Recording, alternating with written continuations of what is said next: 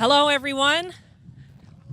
I'm so happy to celebrate Constitution Week with you. So let me sum up with what everyone said before me. We are at war. We are at war for the soul of our nation and our state. You've heard the previous speakers give instance after instance of assaults on our liberties, on our freedoms, and on our rights. But we have a blueprint for success. We have a blueprint on how to win this war, and it is the United States Constitution, and I might add, the Texas Constitution. The U.S. Constitution is the culmination of a 5,000-year miracle. You've heard already how we've been told our rights are from God, endowed by our Creator. And we, the people, institute the form and substance of government that we choose. The federal government is not supreme to the sovereign states. It is a creation of a federation of free and sovereign states. To that end, it is the states that reserve the power that is invested in it by the people. You heard previously from Ben, he talked about the 9th and the 10th Amendments. We, the people, are the natural guardians of the Constitution. The problem is that for many generations, we, the people, did not learn the U.S. Constitution. And therefore, we elected people who did not know the Constitution. And today, here we have a federal government and a state government that is so lawless that they do not conform to, submit to, or obey the Constitution itself. It is the ignorance of multiple generations of the Constitution that has allowed our rights to be usurped. But beyond that, it is also a collapse of our religion and our morality within our own society. Folks, the blueprint doesn't need fixing. Our Constitution doesn't need fixing. It isn't broken, and it isn't outdated. We, the people, need fixing. Alexander Hamilton said that he expected the people to be the natural guardians of the Constitution, but you can't guard the Constitution if we don't trouble ourselves to learn it. Our Constitution depends upon us knowing it and in electing representatives who will obey it and getting rid of them when they don't.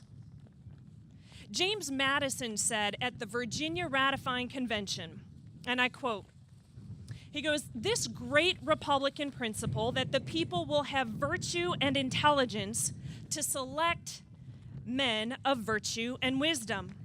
Is there no virtue among us? If there be not, we are in a wretched situation. No theoretical checks, no form of government can render us secure. To suppose that any form of government will secure liberty or happiness without any virtue in the people is a chimerical idea. If there be sufficient virtue and intelligence in the community, it will be exercised in the selection of these men and women, so that we do not depend on their virtue or put confidence in our rulers, but in the people who are to choose them.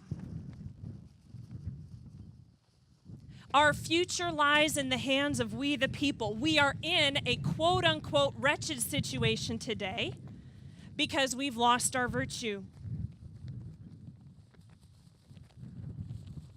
We know the blueprint gives us a remedy.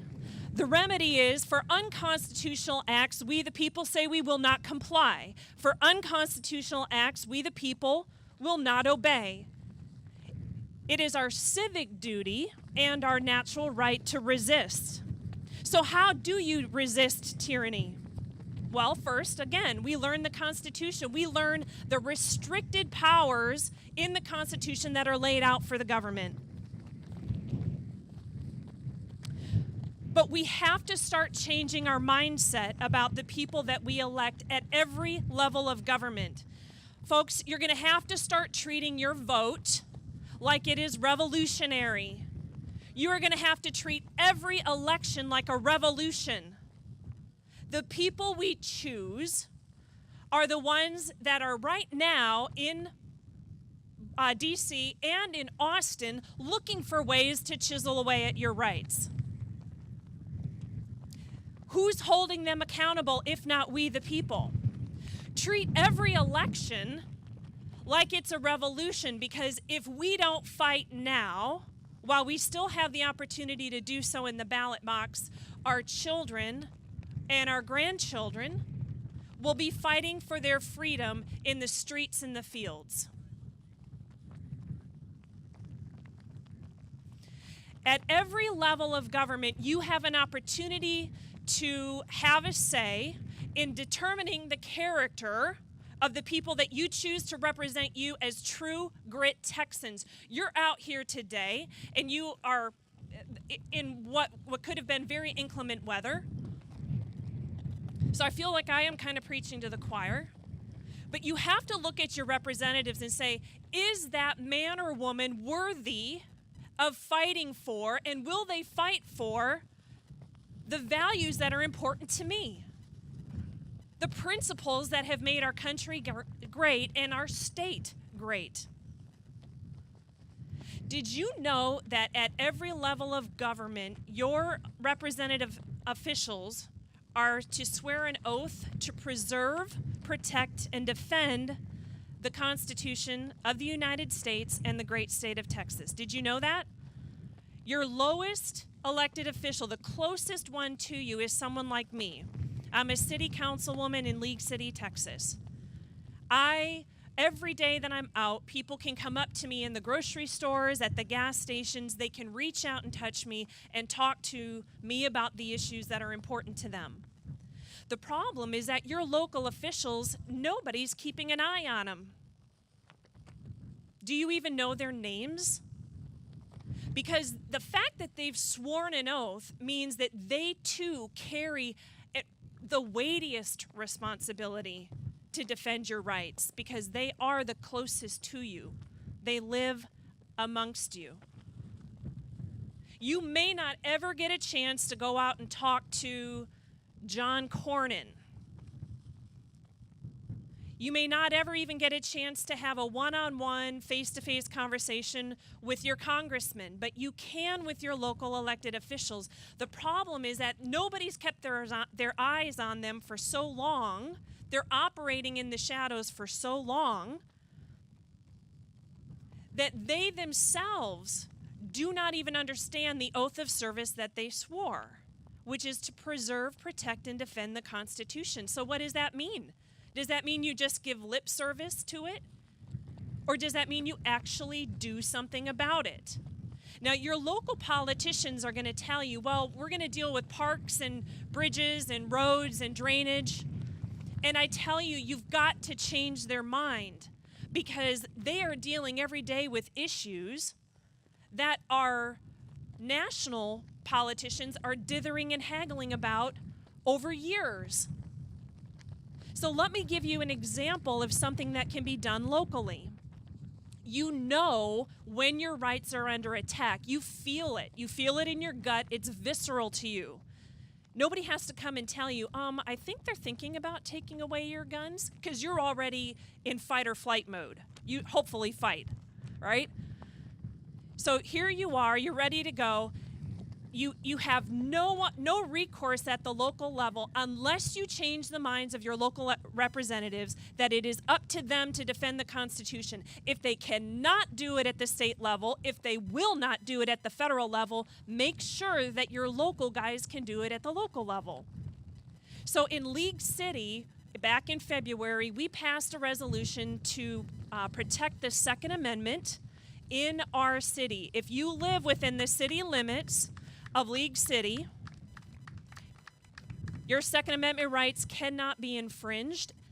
And more than that, we put some teeth in it, and we said that when we wrote it, that our local law enforcement and our local agencies are directed to not comply and not cooperate with any federal efforts to infringe their Second Amendment rights within League City. 1 month later, we passed another resolution, again at the city level, that your Fourth Amendment rights are protected. That the federal government cannot illegally detain or indefinitely detain any one of you who Dwayne Stovall so poignantly called terrorists because you have been marked as an enemy of the state. Because right now, folks, we have a federal government that does not consider radical Islamists to be an enemy of the state. They consider you to be an enemy of the state. Our federal government considers us enemies. They will wage war on us. They will take away our guns, but give them to the drug cartels in Mexico and the Al-Qaeda terrorists in Syria.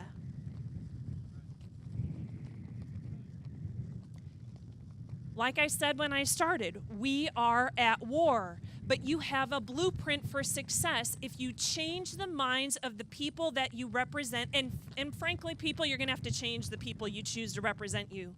You just are. Treat your vote like it's revolutionary. Choose fighters. Don't choose politicians. They don't have to be smooth and slick. Choose someone who will brawl. Because right now we need fighters. That's why Steve Stockman doesn't get invited to the events. All the Republicans in the delegation of Texas get invited to an event, and Steve does not.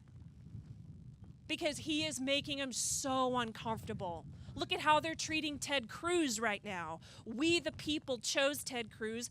We, the people, Tea Partiers, put him there. He's doing everything he said he would do, everything that we wanted him to do, and he is now a pariah. And who cares if he's a pariah among Democrats? He's a pariah among Republicans.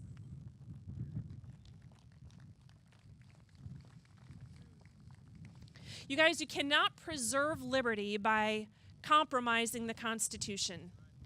It doesn't need to be changed. It needs to be obeyed by the politicians. We, the people, put that framework there for a reason. If there are laws that are enacted upon us that are unconstitutional, it is our civic duty and our right to nullify them.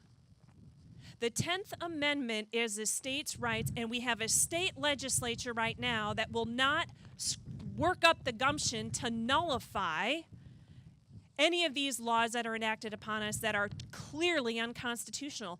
And Texans, dear Texans, patriot Texans, Oklahoma's doing it. How did the Okies get ahead of us? Call your state representatives and your state senators and tell them to get on the warpath. And if they don't, fire them and find someone who will.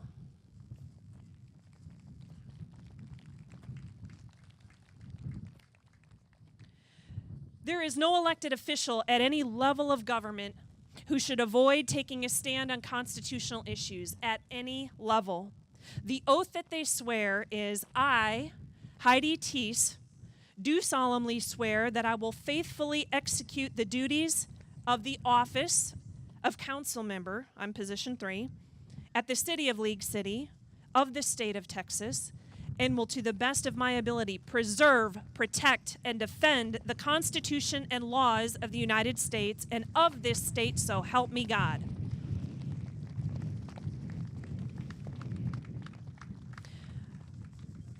I take my oaths very seriously, and I have since I swore my first one to protect and defend the Constitution when I was 17 years old. Go to your representatives, hold their feet to the fire, let them know that no legislative act contrary to the Constitution can be valid. I'm resisting, and I call upon my fellow Texans to resist at every turn. Statesman Daniel Webster once said, "Is the Constitution worth preserving? Guard it as you would the seat of your life. Guard it not only against the open blows of violence, but also against the spirit of change." God bless Texas, and God bless the United States of America.